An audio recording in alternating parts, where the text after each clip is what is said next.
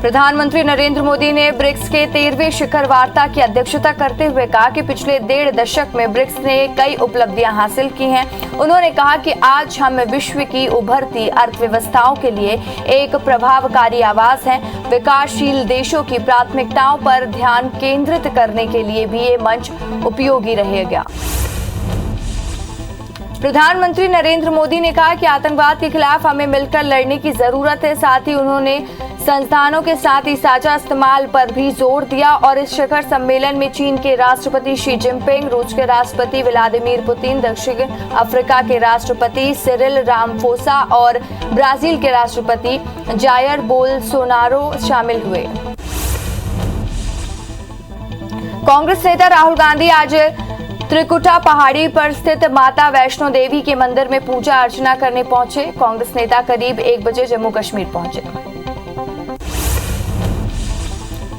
राजस्थान के बाड़मेर में हाईवे पर बने देश के पहले एयर स्ट्रिप का उद्घाटन हुआ है और इस हवाई पट्टी का उद्घाटन हरक्यूलिस की इमरजेंसी लैंडिंग ड्रिल से हुआ है, जिसके दौरान इमरजेंसी लैंडिंग ड्रिल हुआ। इस दौरान हरक्यूलिस विमान में रक्षा मंत्री राजनाथ सिंह और सड़क परिवहन मंत्री नितिन गडकरी भी मौजूद रहे।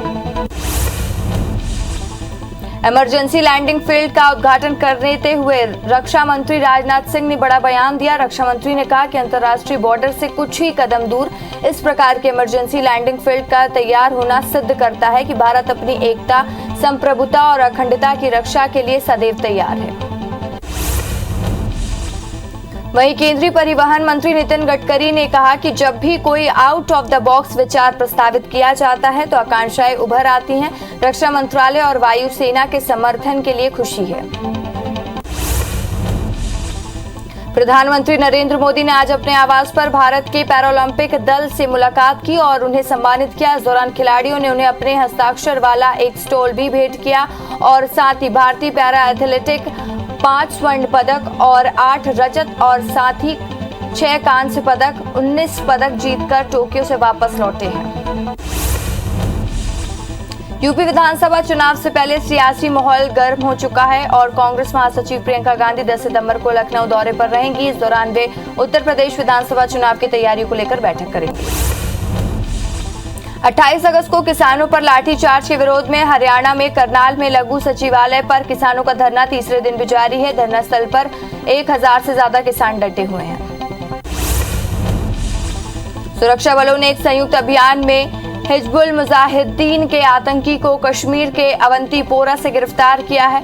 भारतीय सेना और केंद्रीय रिजर्व पुलिस बल की अंतीपोरा में एंड्रियासा इलाके पर घेराव कर आतंकी को पकड़ा है।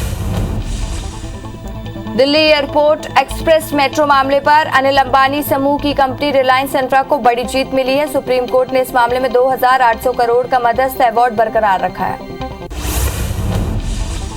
स्वास्थ्य मंत्रालय ने बताया कि देश अब भी कोरोना की तीसरी लहर के बीच में है। ऐसे में हमें कोविड प्रोटोकॉल का पूरी तरह से पालन करना चाहिए। केंद्रीय स्वास्थ्य सचिव राजेश भूषण ने बताया कि देश के कुल केस पिछले एक हफ्ते में 67.59% मामले केरल में आए हैं।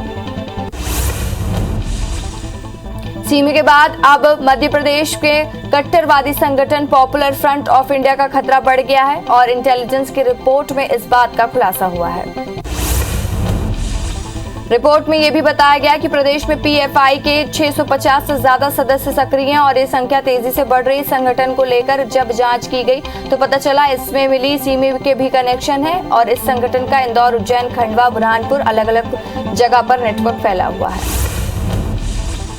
मध्य प्रदेश में बीजेपी के जनप्रतिनिधियों को प्रदेश प्रभारी मुरलीधर राव ने 2 टूक कहा है। जो लोग बीजेपी के टिकट पर 3 बार, 4 बार, 5 बार सांसद विधायक रहे हैं, उसके बाद कहते हैं मौका नहीं मिला और वो नालायक है और उन्हें मौका मिलना भी नहीं चाहिए। कोरोना एक बार फिर से चिंता बढ़ा रहा है। इसका अंदाजा इस बात से लगाया जा सकता है कि खुद मध्य प्रदेश के मुखिया शिवराज सिंह चौहान प्रदेशवासियों को कोरोना से अलर्ट कर रहे हैं। सीएम ने कहा कि मध्य प्रदेश में पिछले 2 सप्ताह में केस में उछाल देखा जा रहा है, हमें सतर्क रहने की जरूरत है। मध्य प्रदेश में जूनियर डॉक्टर एक बार फिर से काम बंद हड़ताल पर बैठ गए हैं, जिसके चलते बुधवार को सरकारी मेडिकल अस्पतालों में काम प्रभावित रहा। वहीं आज हड़ताल का दूसरा दिन है। जूनियर डॉक्टरों की हड़ताल पर चिकित्सा शिक्षा मंत्री विश्वास सारंग का बयान सामने आया। विश्वास सारंग ने कहा है कि अभी हड़ताल जैसे कोई हालात नहीं है, बाकी सभी जगह जूनियर डॉक्टर काम कर रहे हैं। ग्वालियर में कांग्रेस विधायक सतीश शिखरवार ने सैकड़ों लोगों के साथ नगर निगम गेट के बाहर धरना प्रदर्शन किया और प्रदर्शन में पूर्व नगरीय प्रशासन मंत्री जयवर्धन सिंह भी मौजूद रहे और इस दौरान सतीश शिखरवार ने आरोप लगाया कि 17 महीने की बीजेपी सरकार ने नगरीय निकाय में जमकर भ्रष्टाचार कर रहे हैं। होशंगाबाद के विधायक प्रेम शंकर वर्मा के भांजे राजेंद्र कुमार ने अपने जन्मदिन पर तलवार से केक काटा। इसके बाद हवाई फायर करने की कोशिश की। पुलिस छानबीन कर रही है।